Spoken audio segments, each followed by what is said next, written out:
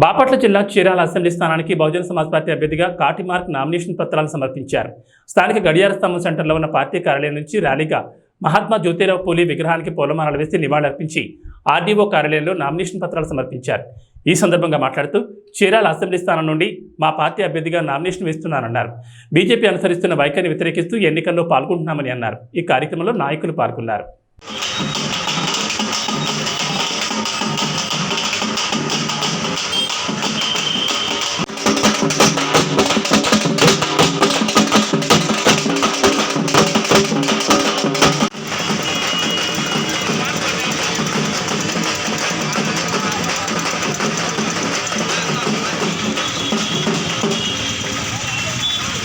చీరాల నియోజకవర్గ ప్రజలకు ఓటర్స్కు విజ్ఞప్తి.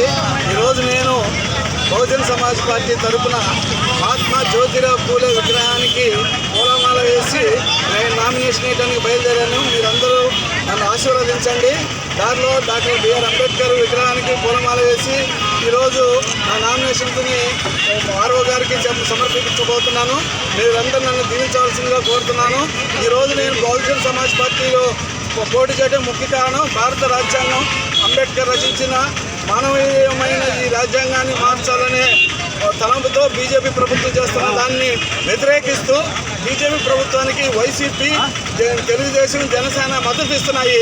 ఈ రాజ్యాంగాన్ని మార్చడానికి వాళ్ళ అనుమతులు ఇస్తున్నారు కాబట్టి వీళ్ళందరూ బీజేపీకి మద్దతు ఇస్తున్నారు కాబట్టి దీన్ని తీవ్రంగా వ్యతిరేకిస్తూ ఈ రాజ్యాంగాన్ని కాపాడుకోవాలి, మన రిజర్వేషన్లన్నీ అమలు జరగాలనే ఉద్దేశంతోనే ఈరోజు నేను ఈ నామినేషన్ వేస్తూ ప్రజలకు మాటిస్తున్నాను. మీ తరఫున నేను పనిచేస్తానని, ప్రజలందరి తరఫున అందరి హక్కులు కాపాడటానికి, అందరి క్షేమానికి నేను పాటుపడతానని మీ అందరికి మాటిస్తూ ఈ నామినేషన్ ప్రక్రియని మొదలు పెడుతున్నాను.